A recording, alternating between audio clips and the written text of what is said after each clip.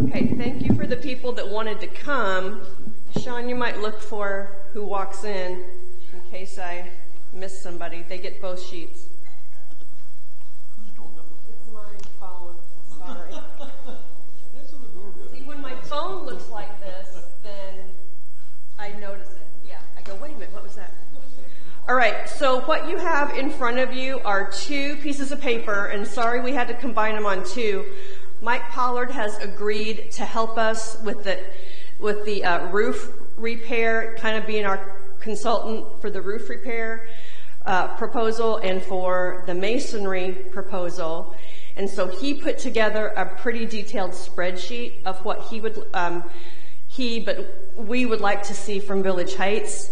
And so that's why you have one sheet that's very, very detailed. This is the spreadsheet that each contractor received from Mike, and our request was that they come back to Mike, copy me as well, but Mike got copied on most of it, with those amounts filled in that we're proposing for repair. So if you look on that sheet, there's 5 sections on the very, very left-hand side, 1, 2, 3, 4, 5.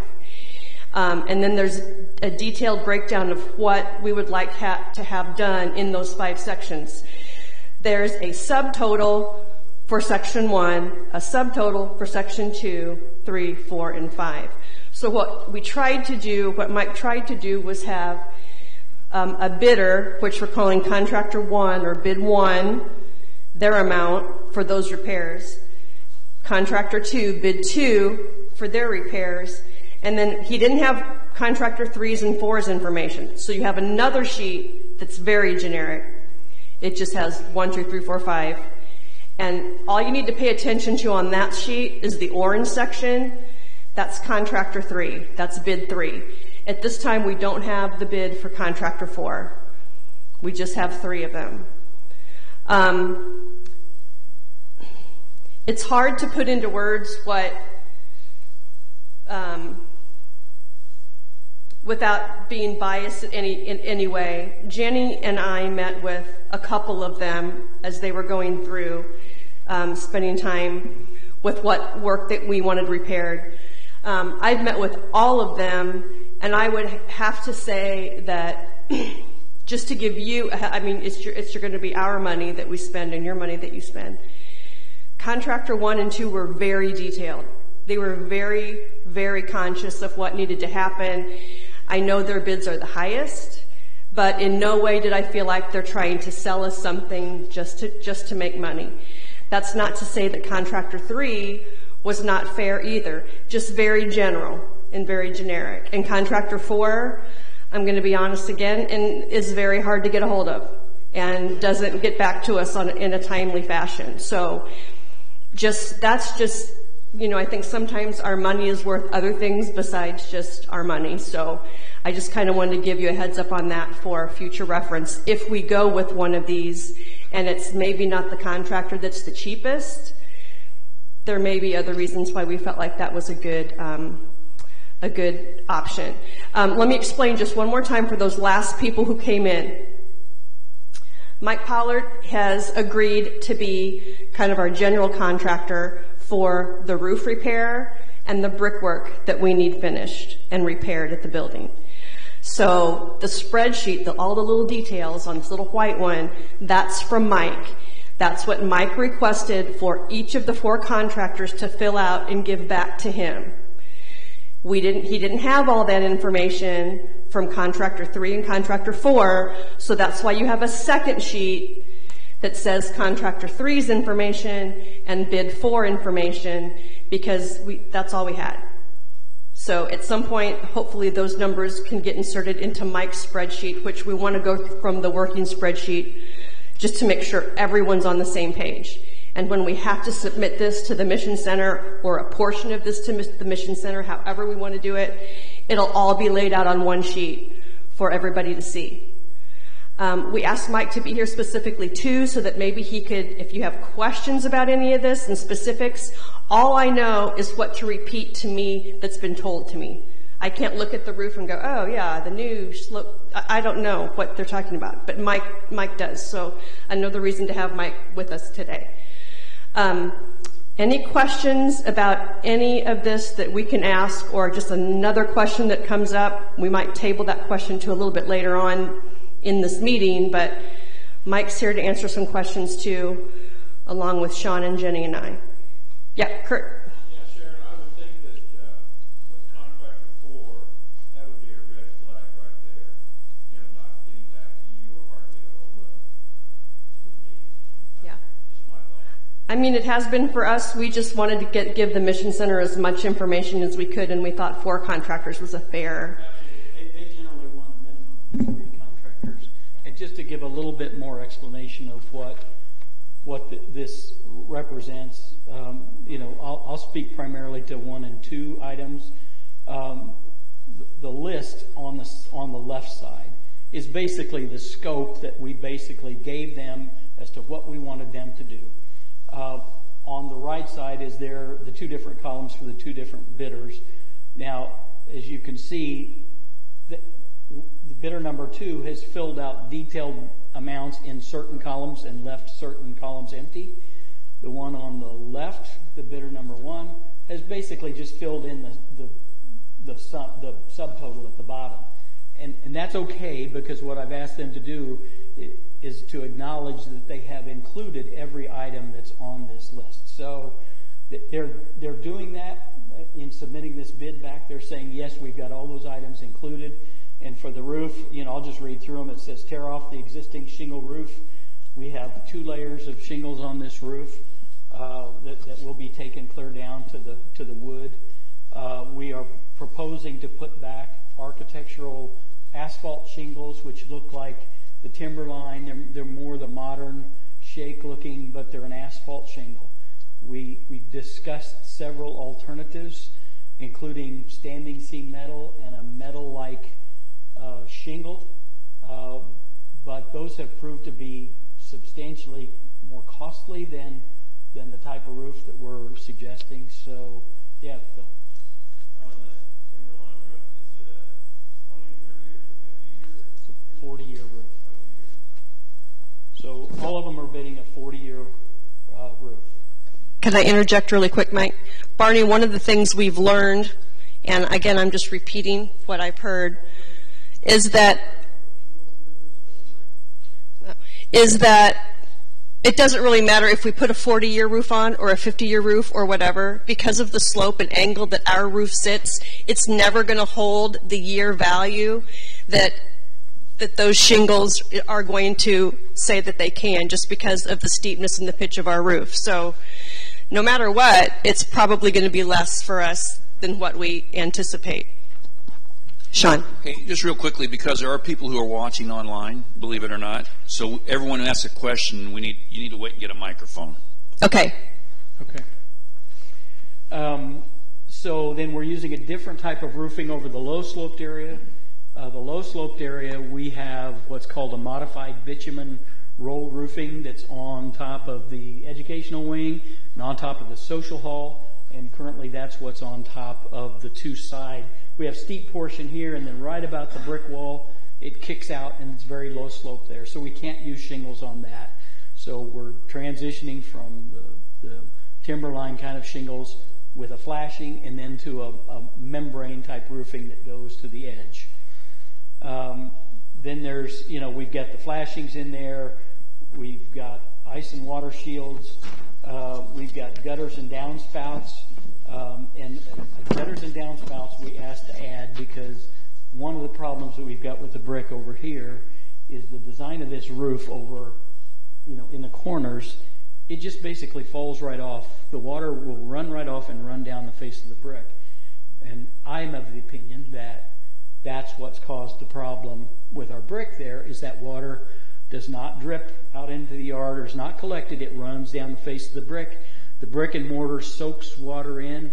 When it gets cold, that freezes, and over a period of time, freeze-thaw, it's just started to create that problem, and it's in that area where we have no overhang, we have no gutter, so it's really becoming bad. And all 3 contractors confirmed what Mike said, that was their That was their thought as well. That's why we've had that problem with some of our brick deteriorating in those areas. It's because of the gutters, or we don't have gutters in that spot anywhere. I don't know if anybody has really taken the time to walk around, but we have. And there's a lot of area where there's black staining in the grout, and that's something that can be high pressure washed off of it. It's, like mildew, mold kind of stuff. That can be cleaned off. That is not where we need to repair. It's primarily in this corner where the brick is literally falling apart. And so the masonry restoration, we're saying we're going to high pressure wash the exterior to get the black areas off. Then we're going to remove and replace the brick at the corner because that's the only place where it's really coming apart. And then there's some other areas where we've got to do some tuck pointing. We're going to close up. There's a note in there to close up windows using natural matching stone. I think that's an item we probably should take out of there and put down somewhere else because that actually is at the bottoms. Yeah, it's for the stained glass area. Can you explain the big difference in the estimates between those contractors? I mean, it seems pretty big, right? It seems pretty big when you look at these two, and and even the third one was like half as.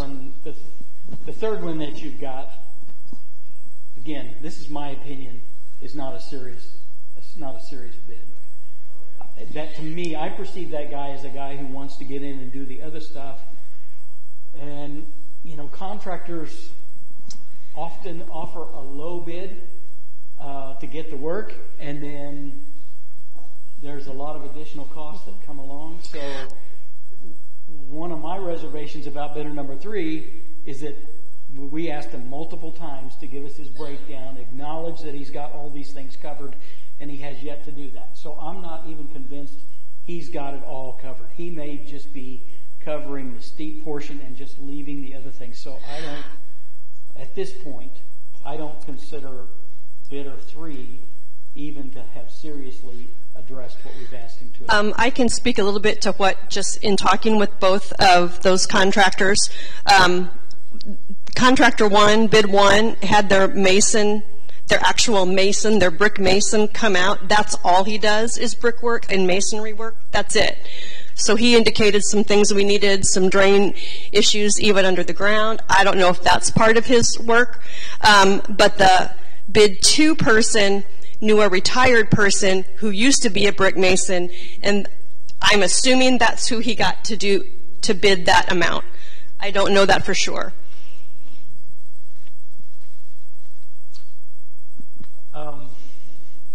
And you can see there's a substantial difference in the way the 2 masons have looked at the bid. One's $24,000, the other one's over $8,000.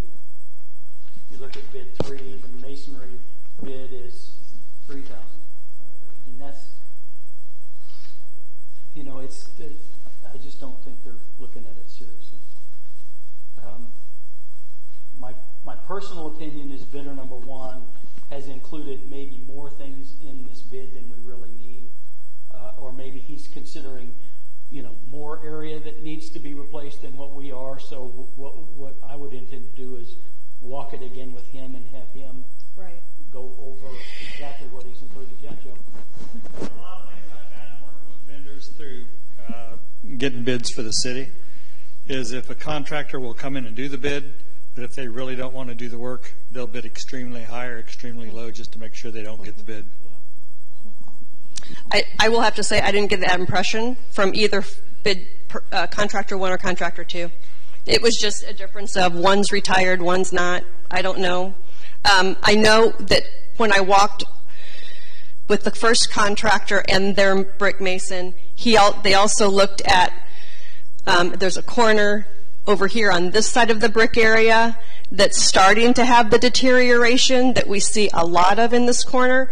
So he may have included that, as well as thinking that we may need something around that Deacon's area, which we really don't. So maybe just a little more clarification. I'm not sure. Before we entered into any kind of agreement with any of these guys, we would be spending more time with them just to make sure that it's all apples to apples.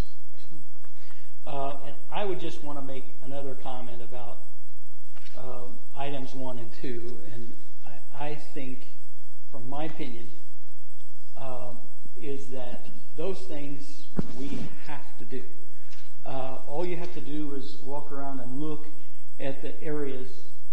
We've got water coming through. The shingles at the transition in particular, they're deteriorated all the way up. They're probably 10 years past when they should have been replaced.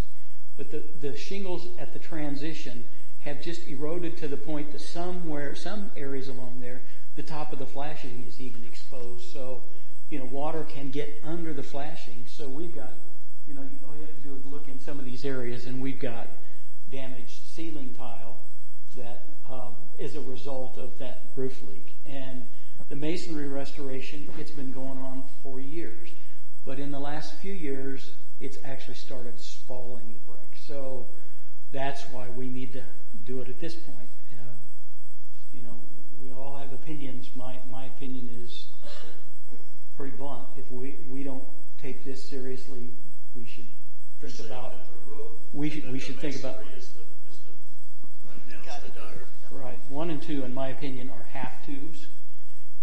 If we don't take care of our building, at least to protect it from water coming in, it's just going to start falling apart on us. And both the first two contractors both spent their roof subcontractor both spent almost 2 hours just walking around the roof. So I really feel like both of them were very serious and very detailed in what they were looking for in telling us. It's hard to see from the ground, but if you walk up into the library and look across at the roof, you're up high enough where you can see what I'm talking about. It's just really in bad shape.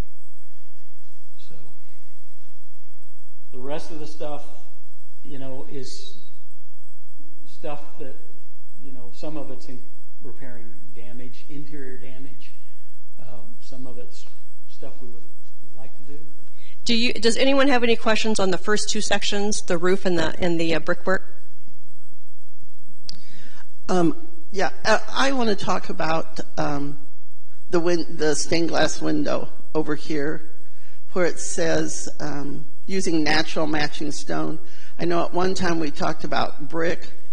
Is that what they're talking about, or are they talking about more stone? No. I know that part of that has shifted because of the ground and stuff, the mortar and stuff. So is that still a problem, or is it done shifting? Do we need to? Buildings shift throughout their lifetime. They do the most shifting probably in the first 25 to 30 years. Beyond that, it takes something like movement from, either an earthquake or something that makes it shift more, but generally 25 to 30 years, the building's pretty much settled unless something else changes it. So the reason natural stone was proposed is because it's between two stone areas, or it's from stone into the brick. So it was, it's just, there's nothing special about that stone. It's limestone. Like when we built the kitchen, we wanted to make it look like it was part of the original building, so we used the same brick. And for the first few years, you could tell the difference. I don't know if now you can go out there and really tell. I think people that would come up to this building now would not know that kitchen was an add-on. But yeah, Jim. I just have a couple of questions. The first one is, are you the general contractor, or is this going to? Or is I am not a general contractor. Okay, I just wanted to clarify that, because I know whoever we hire to do all of this work, if they're a general contractor, they're going to expect to get their. I just more offer to coordinate. Okay. And facilitate getting this done. I am not a general contractor. I'm a licensed architect. Right. I don't have a general contractor's license. Okay. Yeah, I just wanted to clarify that real quick, because somebody mentioned that you were the general contractor on this. Sorry. It's okay. But I just wanted to clarify. Consultant. Because one of the things I do know that whoever we hire for this, part of their bid is likely going to be their overhead and profit, which. And that's all supposed to be reflected in here. Okay. Yeah. It's all built into here. Okay. So. We don't anticipate it's going to be more. That this is just a minimum that they've done. We anticipate that the two that we have here, bid 1 and bid 2, have even said we usually tend to be high. We'd rather give you money back in the end than come back and say, well, now we need more money. Well, one of the things I wanted to get at with that was that with general contractors, whenever they're working with multiple trades on a project like this, they charge overhead and profit, which is 10% each. 10% for overhead, 10% for profit. Yes. So whenever we hire a general to work on this, we're essentially paying 20% more than if we had hired individual contractors to do each piece of it. Well, the reason we were looking at having me expedite the brick and the roof is because we could write those as individual contracts and not necessarily pay a general contractor to coordinate that portion of it. Okay, So we will be hiring a roofing contractor, and the same guy that we hire to do the roof might not be the same guy that we hire to do the brick. okay, so We're not going to have a general contractor have that for exactly the reason that you're talking about. okay, so but the same. I'm confused because there's 4 bids from presumably 4 contractors. There are 4 contractors that bid to do the whole thing. Okay. And after the pastorate met and the building committee met, we identified a couple pieces that could be split out. Now, when you get into the interior and the rest of the stuff, there would probably still be a general contractor involved for that portion of the work, but not for the first 2 portions of the work. Okay. All right. The second question I had too was dealing with the steep pitch roof.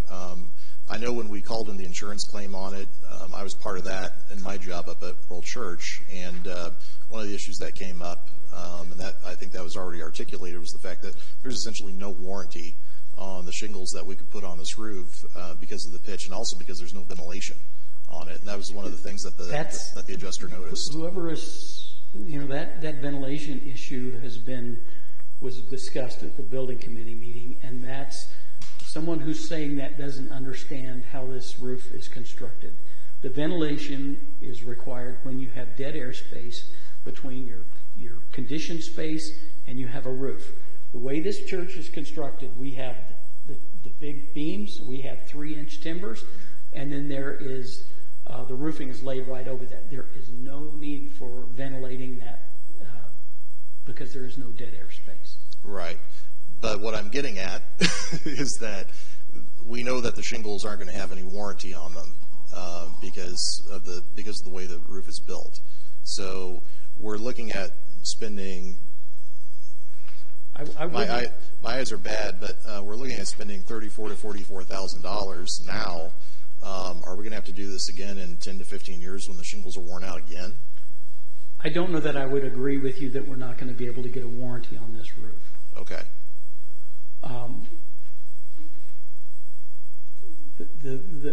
The way usually when you are not able to get a warranty is when you're using it in a manner in which it's not approved. The type of shingles that we are talking about, this is not all that uncommon of an installation. Now maybe the insurance people didn't want to stand behind it. That's kind of a business decision on their part. Well, I am the insurance person on it. So the issue was the shingles were worn out because they've been roasting in the sun. And so if we put shingles That's no different than any other shingle roof. They're roasting in the sun because they're out there and they're exposed. And I have an opinion of that if we got the other roofs replaced from hail damage, that there's no reason that should have been left out of it because it was exposed to the same conditions.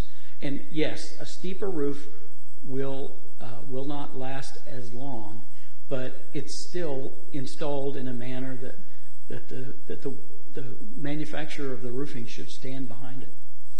Well, knowing all that, should we look at putting up a steel roof if we know it's going to last longer? Steel roofs, that's one of the things that we looked at. And, all I can tell you is my opinion of steel roofs. I do steel roofs all the time for commercial buildings. And they have, just the physics of metal are that they expand and contract a lot more than what's up there. There are certain, if people think that we're going to put a steel roof up there, and it might last longer, but are they maintenance free? No, they are not. All you have to do is look at the temple.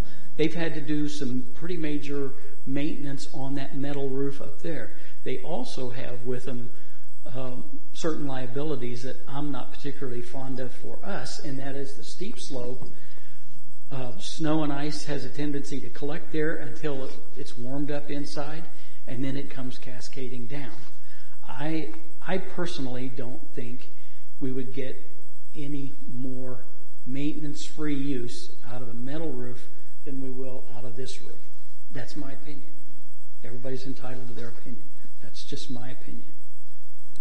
The two contract. The other thing that they came back and proposed with, they said was, after a while they acknowledged that, the metal movement of the metal kind of works the screws loose, and that right there, when I heard that told me that they were thinking of the wrong kind of metal roof anyway, and that's where the screws are exposed, and you really only should be using those on industrial buildings or agricultural buildings where a little drip here, a little drip there, you don't really care about.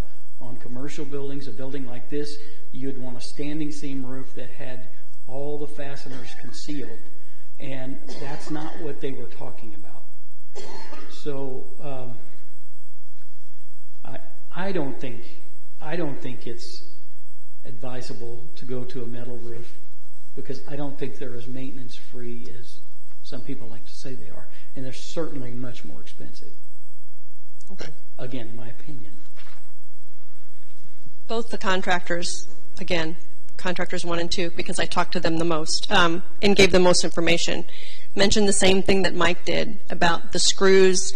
Even though, say you have a 30-year roof, in 20 years, we're going to be wanting to go back up there and get those screws out and put a bigger one in that can fill that hole because of just what Mike was talking about. They have gaskets, and the gaskets... Yeah. They rust, they said. They dry out, and then they lose their effectiveness. And as the metal works back and forth, it makes the holes enlarged. And yeah. Have you experienced the sound difference between shingles and metal roofs as it affects inside here? Well, Or is there anything that have to be comparable? I don't think it would be the same as a lot of buildings, because the way that this building's built, we've got 3-inch wood plank. That's going to deaden a lot of it. That's not to say you won't hear it a little bit more, but it's not like being in a metal barn where it's just like somebody's up there with pounding drums. It's not going to be that different, but it would be more noticeable. And a metal roof is just as susceptible to hail damage as a shingle roof. Yeah, and they said that would be very obvious if we got hail damage from a metal roof. We would see that right away. I wish we were in a position where the World Church was standing behind that, but... Well, with the World Church, it was our insurance carrier. And the issue with that was the roof was already worn out. It was the second time we had an adjuster out to look at it, and he said it was worn out the first time. And so the insurance policy does not replace a roof that's already worn out, Mike. It just doesn't happen. But it's never been replaced. It's been damaged multiple times, and it's never been replaced. And it should have been replaced the first time. Right. But it was never called in. By the time they got out here, it was already worn out. We weren't paid for it. If we would have gotten a settlement that included replacing that roof, there would have been no motivation not to replace that roof. But the carrier just wouldn't approve it. That's the problem. Whenever you have an adjuster that says, I can't see damage to the roof because the roof is worn out, no carrier is going to give you any money for that. And every bidder, all 3 bidders, went up to the roof and said, I cannot imagine how this is not covered by insurance, because I've replaced roofs on other churches and buildings around this neighborhood and said, it's all been covered. The fact is that they said, it hurts me that your congregation is going to have to pay for this instead of having insurance help you with this. Well, and honestly, we replaced all the flat roofs on all the other parts of the building because that's what the carrier would approve. Well, we can argue that, and insurance carriers will argue, because you have to remember that their goal is to not pay claims. Well, and the goal for contractors is to make money too. So when they tell you that, yeah, we're going to replace, you should have replaced this roof. Well, I mean, my goal is not to make money because I'm not making anything. I'm telling you that that roof has been badly damaged by hail over the years, and my opinion is it should have been replaced. That's my opinion.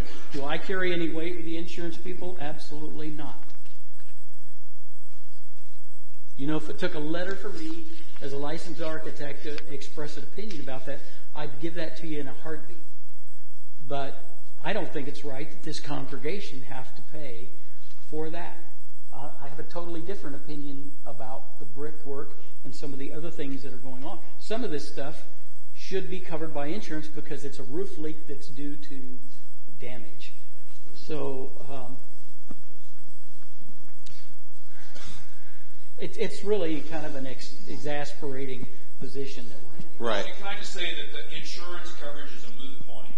Right. No matter what we say about that right now, it has no bearing. I mean, it is what it is. We've kind of looked into it, I think, and gone as far as we can. So the point is the important part is we need a new roof. Absolutely. And we're going to have to pay for it somehow. So. Yeah. Okay, we're going to be running out of time, and I want to make sure we get through things, but a couple more questions about roof and masonry.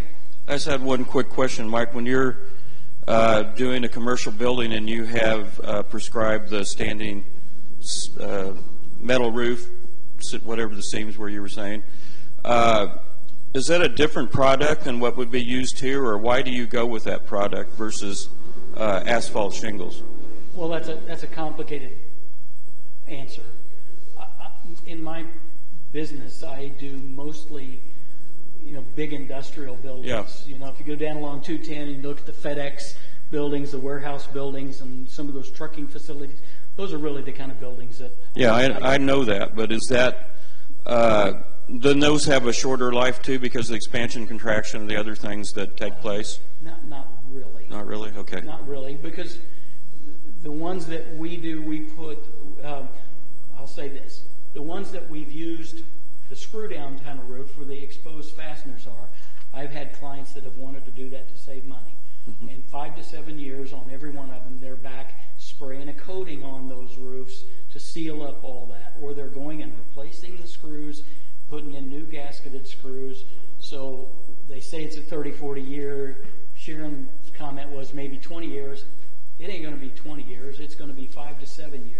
So what happens with it when you're not using the exposed screws? That was my question. Well, when you have concealed fasteners, the ridges are built with enough flexibility that as the roof expands and contracts, it's taken up like that. And they last much longer. The screws are underneath the ridge. The screws, they basically screw down a cleat, and then they attach the roof with the seam over that. And there's a rubber gasket that seals that. No, it's not. Well, it wasn't what I put on my shed. A screw with the rubber gasket. Well, my whole point is I'm trying to understand the difference if you had a standing seam, whatever, with no exposed screws. Then what we're looking at is we're more concerned about the hail damage, that it would be particularly noticeable if we went with that. And the cost. And the cost, is the cost like double or? Well, I'd say it's probably close to double what. Okay, so that pretty much speaks to what we need to do then, it looks like. Yeah. I mean, they're popular. They're on a lot of buildings. Yeah, I live in Church House, United London. But there's also people that have been killed by ice breaking loose off of metal roofs and sliding down and hurting somebody. With our situation, too, another reason I don't like them is because, the steep slope, the ice would come, and what would it do? It would damage the flat portions of our roof. It wouldn't hit somebody, but it would slide down and damage So I'm just not, I wouldn't support a metal roof on this building at all. Just don't think it's an appropriate use. Okay, any more questions about masonry or the roof before we move on? Because we've got then some numbers about money that I know is going to have some conversation. So, Barney, did I see your hand or no? Okay. One thing I'd like to say on behalf of Sean and Jenny and I, more than anything, our relationship with each one of you is far more important than a number on a piece of paper. I know some of these numbers are high, and I know it may be more than we want to spend in some areas, but I'd rather hire someone who's licensed and bonded and insured and be able to come back to them and say, oh, that ain't done right, than to come to each one of you and go, you know what, we have a little problem. And that relationship is precious to me, and I value it, and Sean and Jenny and I do too, and that's one reason we went the contractor route in trying to find people who are reputable. So I hope that in the big scheme of it, this is small potatoes. It's just potatoes that we have to deal with right now. So just food for thought. Okay, on this sheet where my had put together, we'll go to item 3, item 4, and then item 5. Item 3, interior work, and Jim might be able to speak to this a little bit too. We are basically thinking of the social hall ceiling, interior ceiling, where we have had some water stains and water issues for years that have since been repaired, but now we have insurance money for a portion of that. Not for all of it, for a portion of it. One of the things we wanted the contractors to also give us bids for is lighting back there, because you cannot buy the big 8-foot lights that we have back there anymore. They don't make those. And the covers, once the cover's gone, they're gone. We can't replace them. They're just, when they crumble or break or whatever, they just don't make those anymore. As well as the bulbs, when one thing goes, you've got to replace the whole thing. So we're just thinking for future reference, for our kids' future, if our building lasts that long, we want to try to be diligent with how that money is spent too. So we just wanted to know what that would be like, because if anything has to come down from that ceiling and be put back up, possibly maybe LED lights or more energy efficient substitutes, or even substitutes that you can buy replacement parts for, would be a benefit for us. So the big cost there is going to be the ceiling repair, the water repair, lighting, and some electrical work is also in that area too. We've got some electrical outlets that are funky. Sometimes they work, sometimes they don't. Sometimes they never have been since the kitchen was put on. We don't know why. So that was one thing we wanted those contractors to be able to hopefully tell us. There's some staining, some water staining that happens on some of our wood areas, trimmed around that area, and as well as out in that little hallway between the social hall and the deacon's room. That ceiling is included in the interior cost repair. Let me look and see if I'm forgetting something.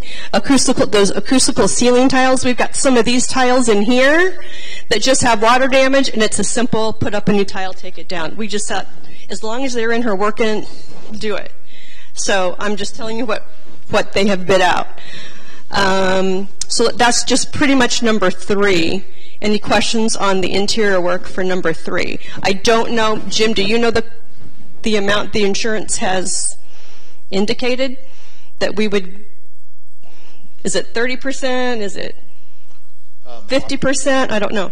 Honestly, I'd have to look at the claim again to see. I wasn't expecting to do this today. Oh, no, that's okay. I should have thought of that. One question I have, though, it looks like this includes the cost of installing new sheetrock. Correct. Over the existing ceiling. Was there an issue with painting the ceiling? No. I mean, we did not have them. We had them bid out the highest cost that things could be. Okay. So it could be that you have decided, or people have decided, they only want to replace this little area of ceiling that has a water stain and this little area of ceiling. Every section has a water stain on it. At least visually it does. Whether or not it's actually a problem or not, I don't know. And maybe you don't know until you get up there. So what we wanted, once one part is replaced, we wanted to be able to have every section look the same. That was ours. Okay, because typically what we do is we paint over if it's just a water stain on there and there's no mold involved. Typically we do stain blocking paint on it, which is substantially less expensive than replacing sheetrock. So unless there's mold up there, I'm not sure it'll actually be approved to actually replace sheetrock. And then we're talking about trying to match the popcorn, right? And you've seen how we've tried to match things back there, and it's not matched. If we're talking about the social hall, so maybe it's just scraping the popcorn and getting it all off. Again, we're giving you information. It doesn't mean we have to do it this way. It's just we've presented it in this form for you. Okay. So and like you said, it's basically the worst case scenario. Right. Yeah. Okay. Correct. And then a portion of that interior work, I'm assuming, since some of it's covered by insurance, will be deducted from this amount, whatever the insurance claim is. Yeah, the insurance claim has a $750 deductible, which is not a big deal.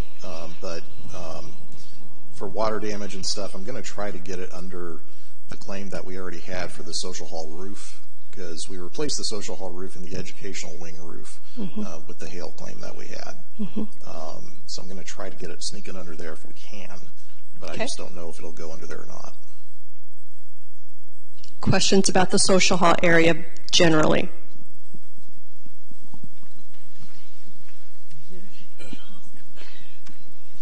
Well, this is kind of a combination of the roof and interior.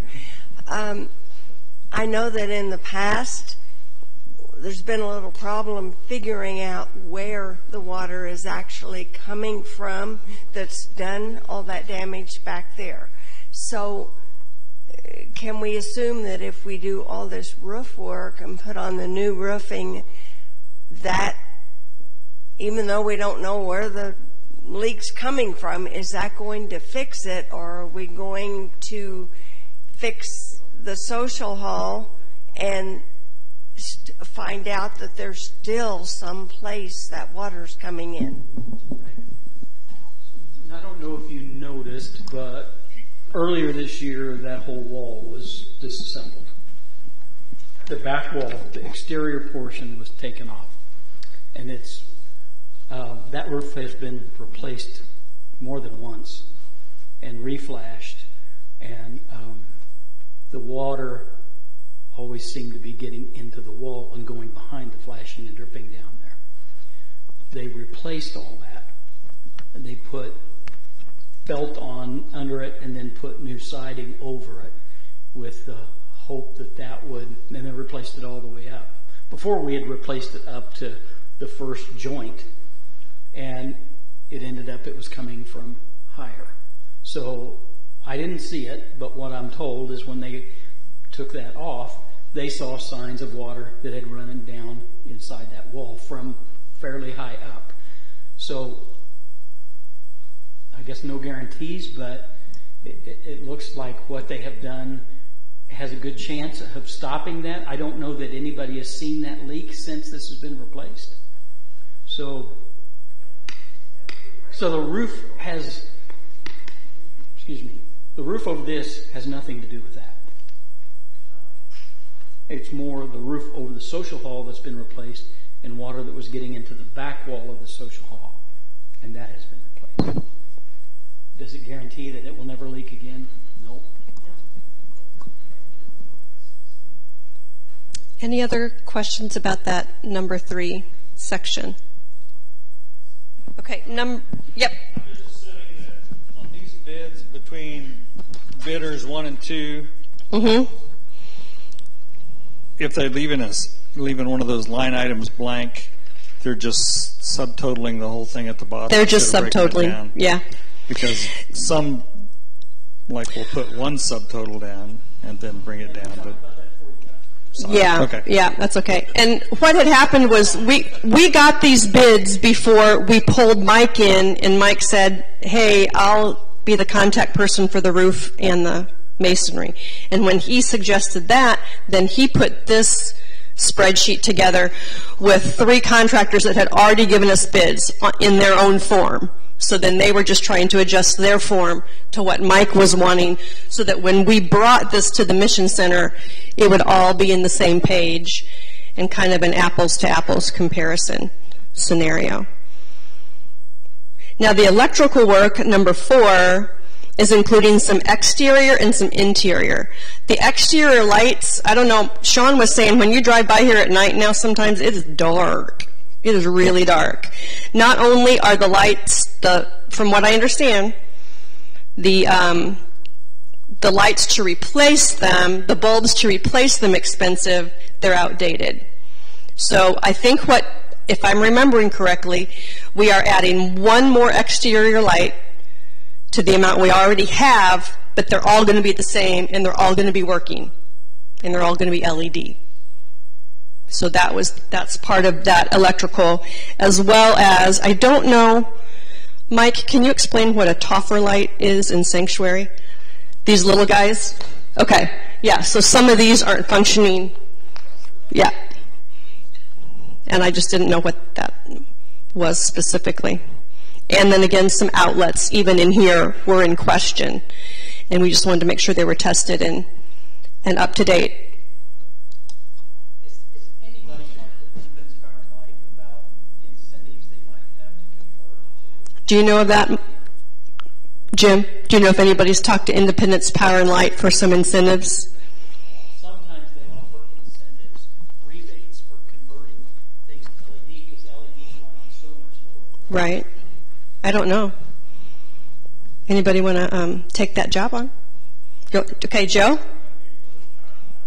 That'd be awesome if you could just find out that information. And then the last item is the stained glass itself. When I started meeting with the contractors and walking them around and looking at the stained glass, we've got 2 on this side that we started out with holes in, and Jenny had run a little fundraiser for the stained glass. We now have a big crack in another one since then. So the sooner we can get, I know that's not our top 2 things, but who do we know that really does stained glass? I mean, we got to really think hard on that one. So that's just another area that we had them bid for us, and basically taking the stained glass from the lowest portion of the church that's from the exterior covered with plexiglass, taking those good ones to the top to replace, and then the ones that we took from the bottom, instead of putting plexiglass back there, we were going to fill in with the stone. But we could fill in with something else too if you really just wanted to put regular clear glass, although our stained glass is kind of cool. So that's the way we bid that out. Any questions before we go on to the money portion? We've got 10 minutes to talk about money. Or we have a little more time than that, but. Okay, so now I'm going to pass out to you what we have since Friday in reserves on Village Heights. Part of that includes memorial funds from Ruth Reitmeyer, Mac McKay still had a little bit, and Stuart Scott. And then information, oops, I need myself one. I think I got one, Barb. Yep, pull it out. And then information from the World Church, should we secure a loan from them for a portion of this repair. So you can see at the top that Village Heights, as of 1/25/19, has over $68,000 in reserve.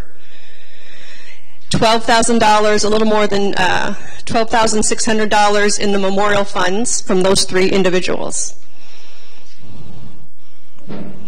We did not have this accurate information the last time we spoke to you to tell you, oh, well, maybe we don't need to have the loan amount that we had envisioned. Maybe a portion of this we want to use to replace or repair something. It's an option. If you look at the Mission Center details and the loan repayment periods, loans under $15,000, they expect to be paid back in 5 years. Loans over $15,000, 15 years. And the adjusted, as of January 19th, the HWRF rate was adjusted to 5.7.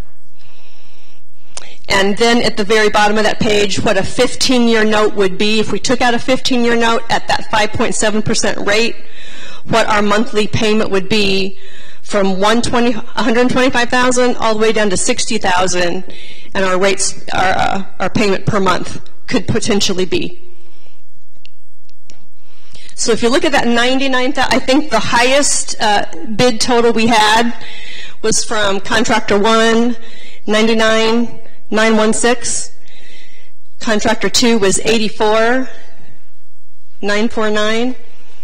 And contractor 3 in the $41,000 range. I still think his will be a little higher because all his costs haven't been included in this. But so it could be that maybe we're not requesting a loan in the amount that we had first envisioned from the Mission Center, and we would use a portion of whatever this is that we've got in reserves, or even the memorial funds that we would want to use for that. Thoughts, Kurt? Sharon, I assume the interest rate is a fixed rate? Yes, I assume that too. That's what I was assuming. Yes, Jim?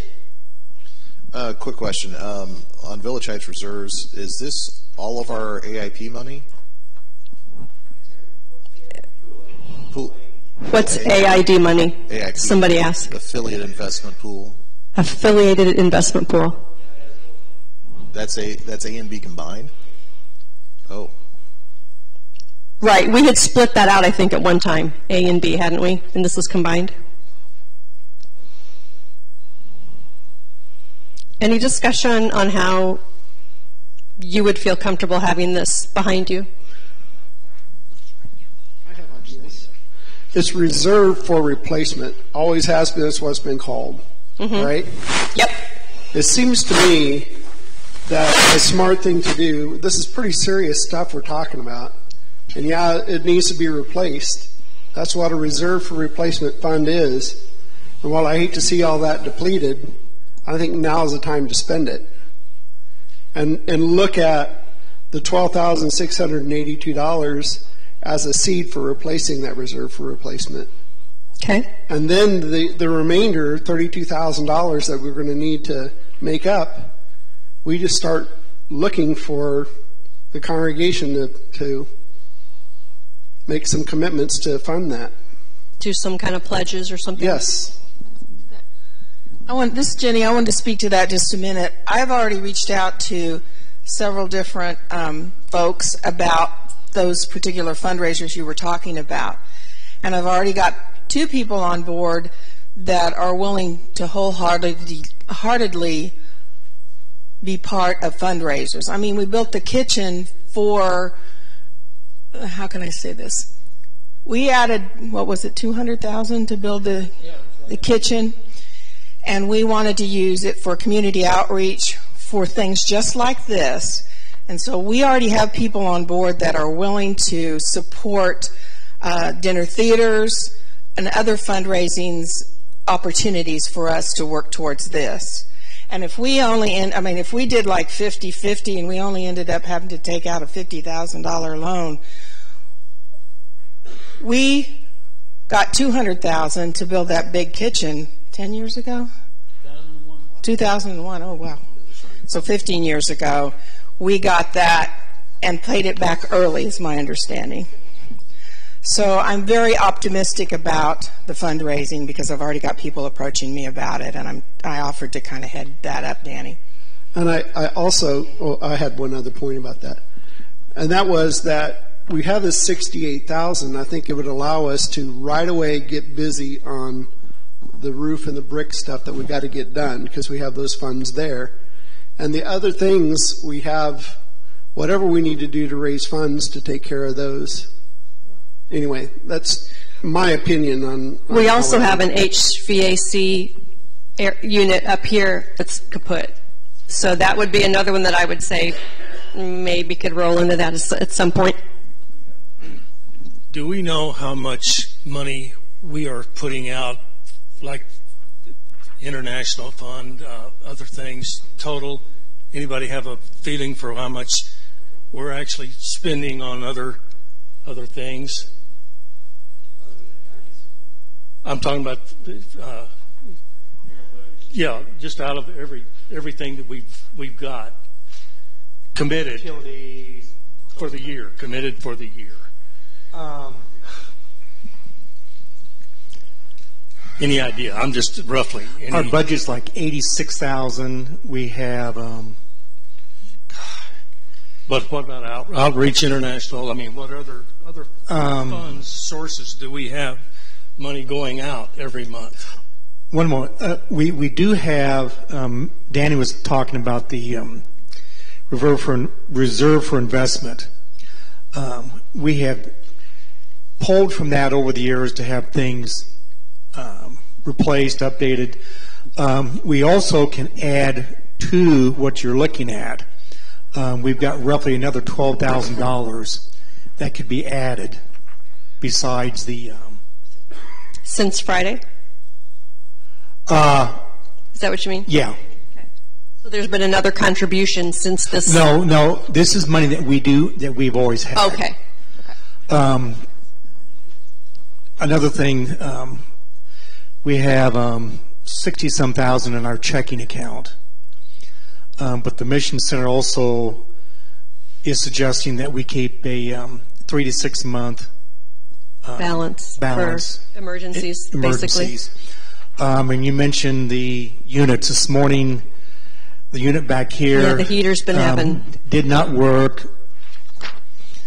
I don't know what I did, but I finagled something and it kicked on. They were looking at it 2 weeks ago.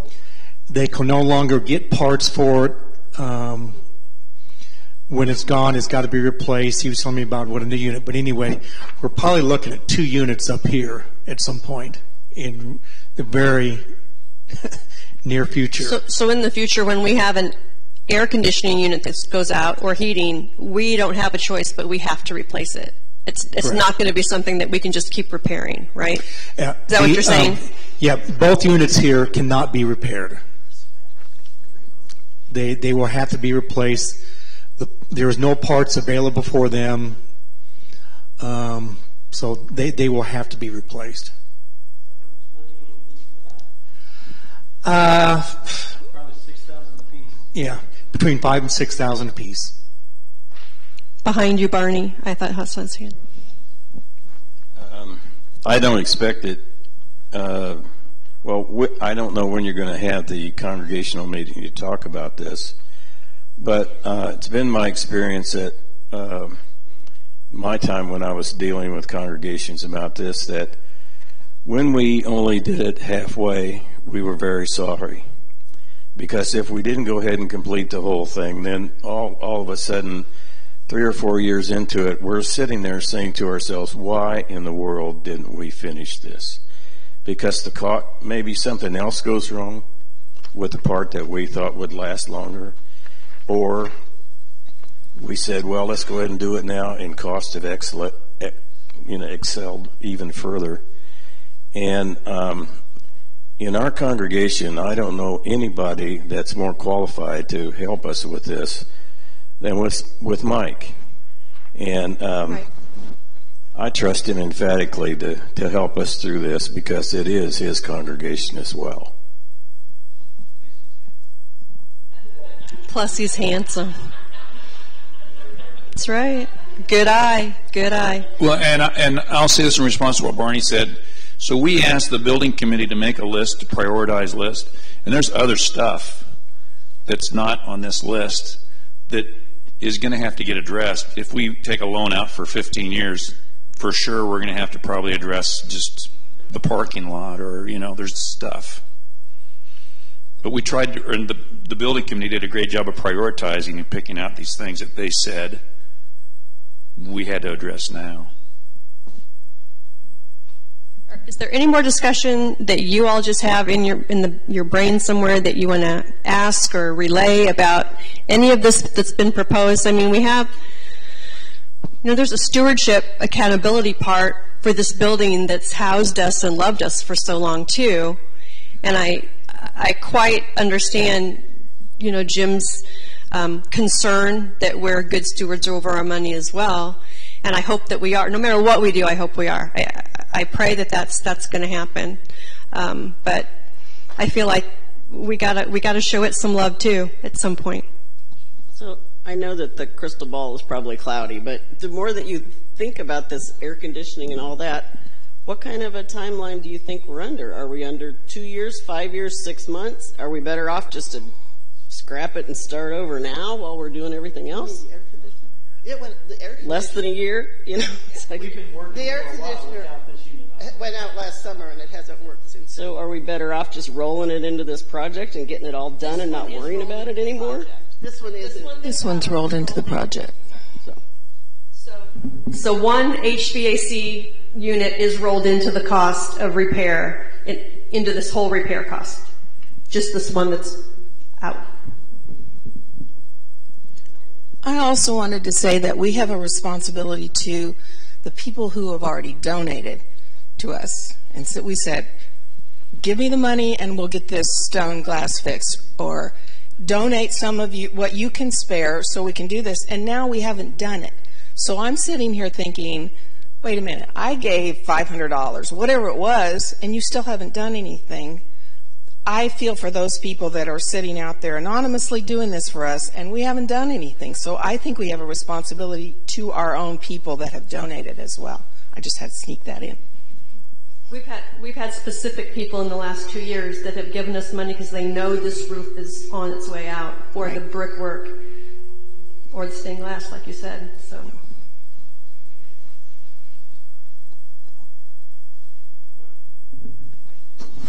Okay, Ray.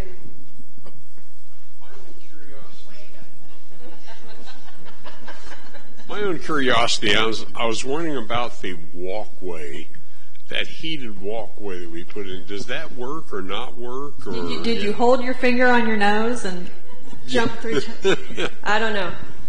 No, we tried to fire it up this spring, and it's not working. We're going to have to get somebody in to take a look at it. But that's not part of this it's not in project. This, no. I wouldn't envision that being, a necessity. you know, well, it'd be nice. It's a nice. It's nice, yeah. But the exposure of, even if we had to just replace that unit, it's $900.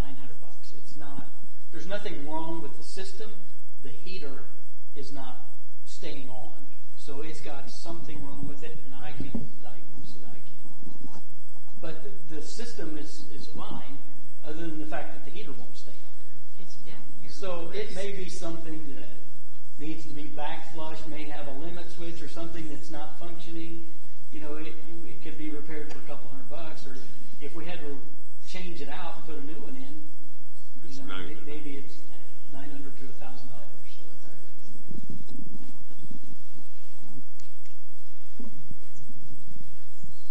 We would love to get any repairs done, by the way, before conference this year. That's our goal. I don't know if it'll be met, if we'll meet that goal. The beginning of April.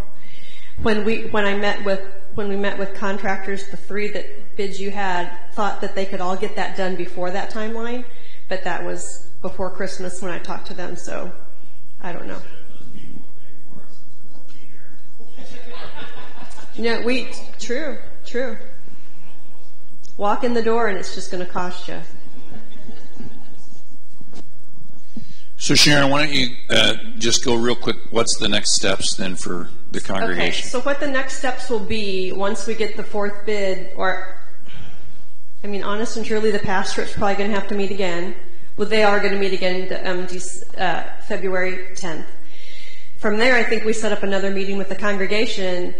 If you show up, you get a say or a vote, or you at least get to express your opinion. And if you're not here, we're going to have to move forward. I mean, the roof, we just don't have a choice in moving forward. We have to with the roof. So from there, if we're going to ask for a loan from the Mission Center, we have to submit, I think we heard today, Steve, we have to submit this in 3 different forms.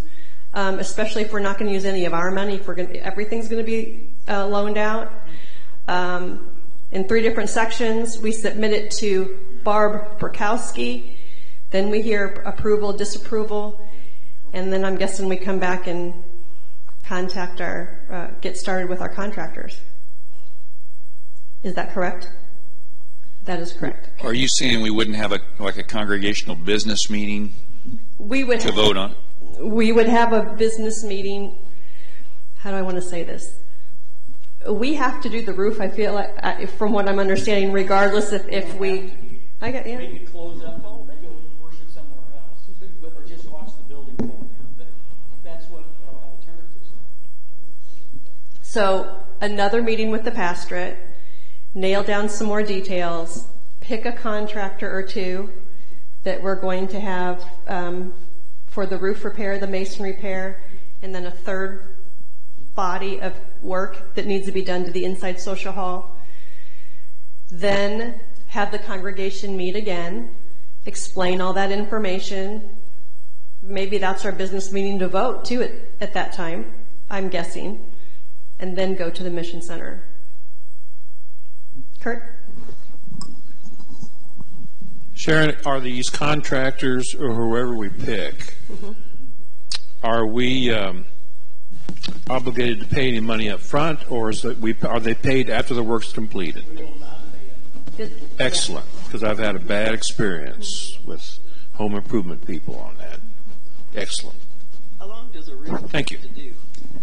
The roof takes in a week. Okay. They said maybe 10 days if the weather's bad. One question just to clarify, not paying a contractor up front. Some contractors expect to be paid in installments as they do progress. Well, if it's a 2-week job, then, I pay contractors all the time in monthly installments based on the completed work, but that's generally when it's a large amount of work. This is relatively a small amount of work. I don't consider doing this any different than when I re-roofed my house. I had a contractor selected, we agreed on a date and a price, and when he was done, we wrote him a check. I wouldn't participate in paying the contractor up front. Okay.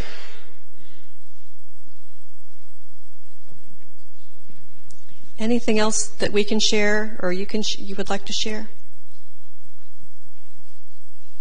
Thank you all. There's a few, I don't know if we have any more handouts. I made 22-ish if you thought someone else might want one.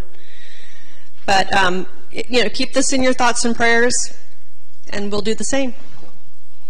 Thank you. Everyone's invited to stay for choir, too. Right?